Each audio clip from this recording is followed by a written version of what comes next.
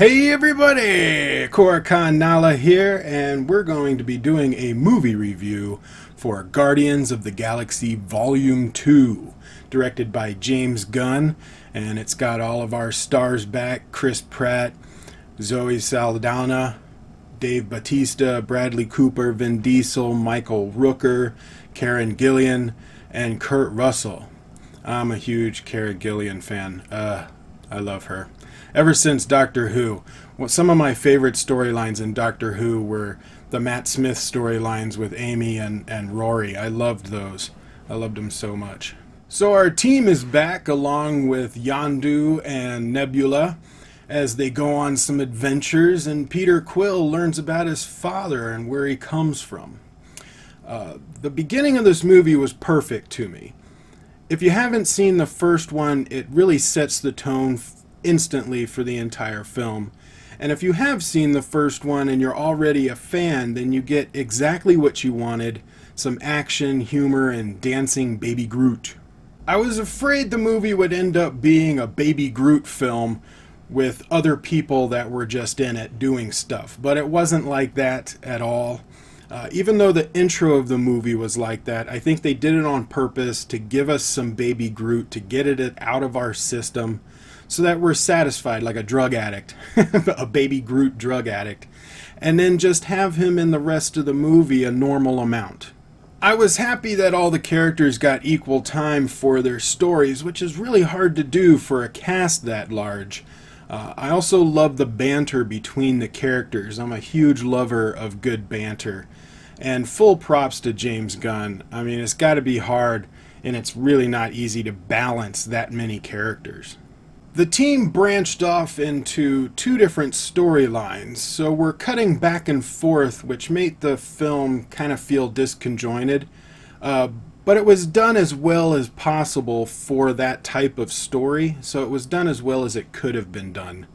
I also think that it had to be done that way. If we kept the group together the whole time, it would have ended up being a 4-hour movie. The gold people of the Sovereign did not really impress me. I didn't really like them at first, but they grew on me a little bit, and they did have one humorous scene that I really enjoyed. The rest of the time they were pretty annoying to me. At the end they kind of got interesting, but like right at the end. So I want to see what they do with them in the future, but I feel like the movie ended right as they were getting interesting. Kurt Russell was great as Ego the Living Planet, and he absolutely looks like he could be Chris Pratt's father, so he fit great in the movie. Ego the Living Planet is an extremely difficult character to have in a movie, and they totally exceeded my expectations on that. It made perfect sense and felt natural. In the storyline, I was afraid it would feel forced just to have him in the movie, but I was impressed in how they utilized the character, and it felt really natural.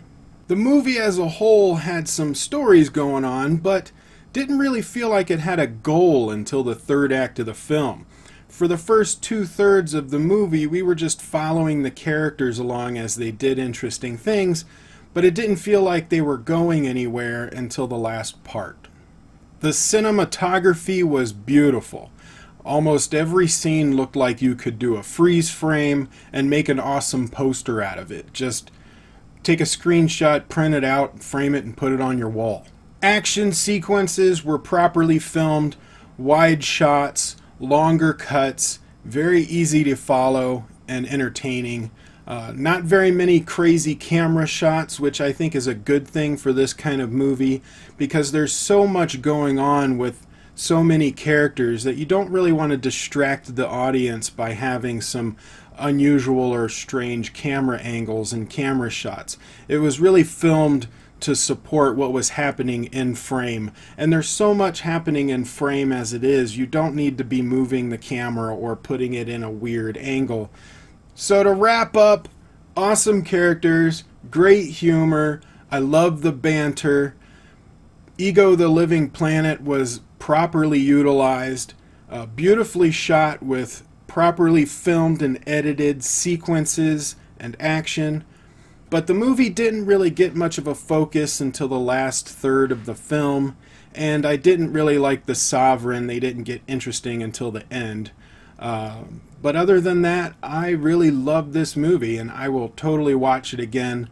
I was a fan of the first movie, and this one satisfied me just as well as the first one. So I'm going to give it a grade of an A-. So thank you guys for watching my review of Guardians of the Galaxy Volume 2. I really appreciate it. All links to my social medias and Patreons and Mailbox and everything is in the description below, so you can check those out. Like, share, subscribe. Tell your friends!